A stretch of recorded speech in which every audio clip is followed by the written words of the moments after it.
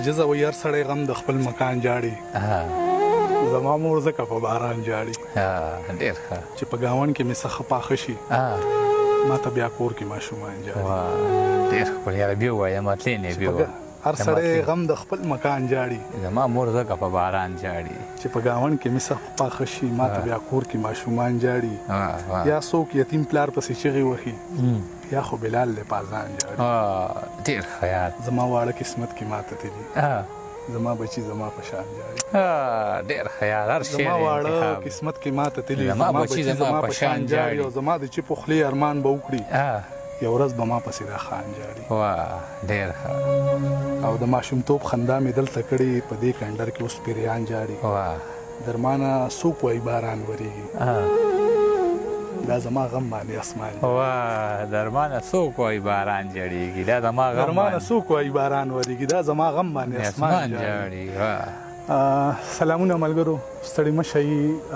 عجز را سره ولاړ دی بیا ستاسو په بیا بار بار غوښتنه باندې تاسو ته خو ما په دغې باندې ووایي چې عجز اکثر په ډیوټۍ کې وي مصروفه وي دغه کلي ته چې راځي نو موږ په وخت باندې خبر کړي نو بس دغه خپرونه ستاسو دپاره ریکارډ کوو. عجزه په خیر راغلی درته وایو یو ځل بیا په خپله خپرونه کې. زیاته مننه درمان صاحب اول دې داسې وکړه چې داسې غزل دې وي چې ما چېرته اورېدلی هم نه و او بل شان کیفیت سره دې مخامخ کړم.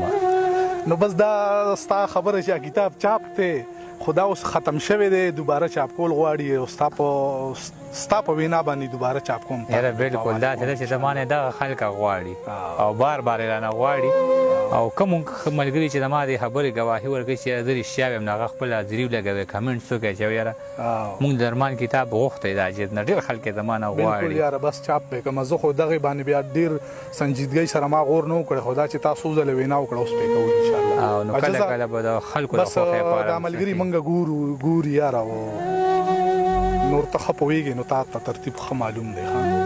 خوددارۍ نه راله سر وهي لګیا دی خوددارۍ نه راله سر وهي لګیا دی قرضدارې راته ور وهي لګیا دی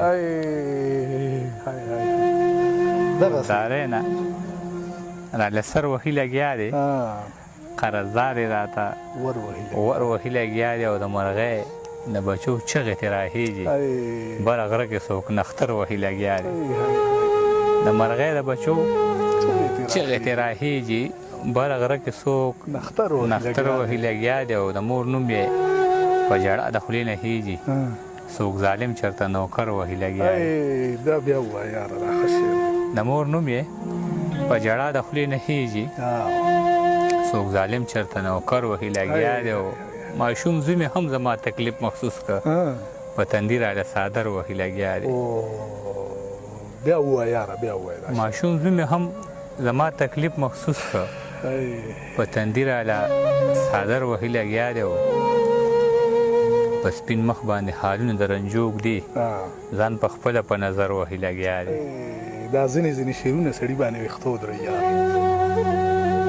په سپین مخ باندې حالونه د رنجو ږدي ځان په خپله په نظر وهي لګیا دی او بیا پیسې چا رسقات نه دي تقسیم کړی بیا څوک چغې په ممبر وهي لګیا دی بیا پیسې چا رسقات نه دي تقسیم کړی بیا څوک چغې په ممبر وهي لګیا دی ستا عاجز ستا د بڼو مخکې ولاړ دی په یوازې ځان لښکر وهي لګیا دی. ډېر ښه دی یاره وایي یمه بې خوبه د چا لار په نیمه شپه کې ګورم ستا هغې شعر پسې یو څه شعرونه راته رایاد شاد یمه بې خوبه د چا لار په نیمه شپه کې ګورم ته ماله راکړه دا خپل مخ په آینه کې ګورم. ډېر ښه یو سړي را باندې تېره د نیټه د قرض یو سړي را باندې تېره د نیټه د قرض بهر ولاړ دی ورته پټ په دروازه کې.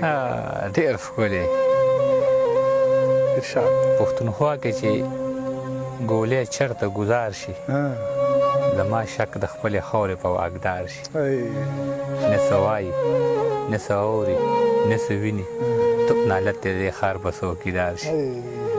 پښتونخوا کې چې ګولۍ چېرته ګزار شي زما شک د خپلې خاورې په واګدار شي نه څه وایي نه څه اوري نه څه ویني توپ نالت دی دې ښار په څوکیدار شي بې میوې ونې له هېڅوک نږدې نه ځي چې غریب سړی مالدار شي نو قامدار شي بې میوې ونې له هیڅوک نږدې نه ځي چې غریب سړی مالدار شي نو قامدار شي. دا ماته اندازه شوې ده درمان ده. ما تا نه تپوس هم وکړو لکه زه بس څه ووایم چې زمونږ رشتهدار چې به مونږ اکثر مور به شاته فریاد وکړه زنانو ته چې یاره مطلب مونږ کره ولې نه راځئ نو چې مونږ ستاسو به کوټو کې یریږو را پرېونیسي را باندې.